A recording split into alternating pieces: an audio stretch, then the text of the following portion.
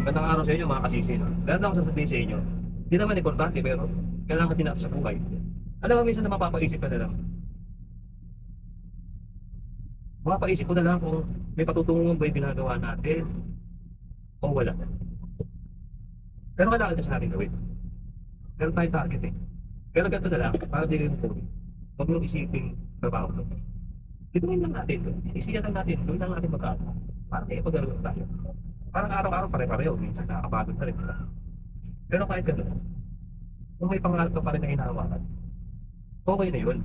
Hindi mo kailangan maging ano eh, maging expert. Hindi mo kailangan na malaking galaw agad.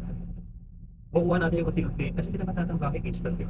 Kailangan natin dumaan sa pinakidali bago tayo umakyat ng paunti-unti o mag step by step ng challenge sa buhay. Kahit tuloy-tuloy lang, pwede yun. Pero dating din yan, nakakaraman sabi mo. Maganda lang hindi ako. Kahit pa paano, meron isang tool sa akin, subscription. Ito yung sa akin. Basta tinuloy-tuloy ko lang. Dapat. Ganun na makasisi.